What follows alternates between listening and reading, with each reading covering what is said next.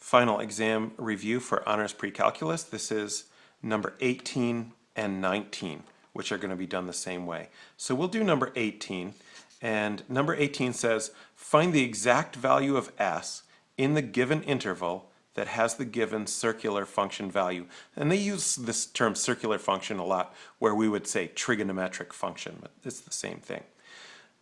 We need to find an angle s. So this time that we're looking for the angle, and they told us that the sine of this angle is negative square root 3 over 2. And then they gave us this interval. So let's see what we can do with that for number 18. Our interval is pi to 3 pi over 2. It's a closed interval. The square brackets tell us we're including the endpoints. And we have sine of s, which is an unfortunate letter choice, but we can live with it, equals negative square root 3 over 2. So when we're asked for the value of the function, the value of the angle, and we're given the function value, we're still really asking a unit circle question. So we need to know the unit circle is what that is all about. And of course, we're going to need to have the unit circle completely memorized for the exam and for your success in future classes.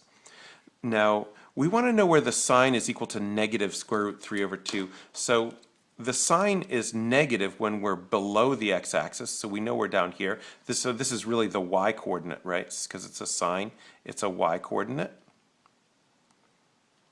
And so we're looking at a negative y-coordinate, something down here. And negative square root 3 over 2, so if I just know my unit circle well enough, I know that those negative square root 3 over 2 sine values, I always think of them as being square root 3 over 2 is larger than 1/2. So the negative 1/2 would put me over here, the negative square root 2 over 2 would be here, and the negative square root 3 over 2 is going to be here, closer into the axis. Now there's actually 2 points here. 2 points where the sine is equal to negative square root 3 over 2. So the coordinates of, well, let's say what these points are.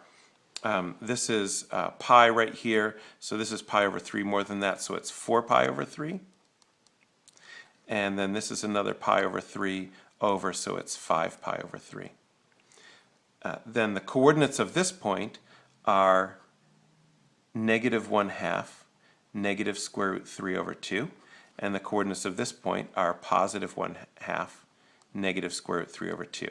And if we know our unit circle well enough, we can find that these are the 2 points which, as it said here, the y-coordinate, which is the sine, is equal to negative square root 3 over 2. And these are just 2 points that have that property. One problem we have is that there are 2 of them, and we need to get one answer. So if we look again at how the unit circle is labeled, this is pi over 2, pi, 3 pi over 2, and of course our 0 is coterminal with 2 pi. This is why they gave us an interval. So we have an interval here from pi to 3 pi over 2. Well, where is that on the unit circle? Here's pi, here's 3 pi over 2. So we have to give an answer that lies in this interval. Well, this answer doesn't. So that means that this answer must be the one that we're looking for. And this is the s. This is the angle s. They're asking for the actual angle. So we can say just from the unit circle, s equals 4 pi over 3. And that's how we are going to answer number 18. And number 19 is really very similar. It's just asking where the cosine is negative square root 3 over 2. They give you a different angle. So think about your unit circle. Where is the x-coordinate equal to negative square root 3 over 2? And look at this interval from pi over 2 to pi. This time you're going to be looking up here. So this is number 18, and you do 19 the same way.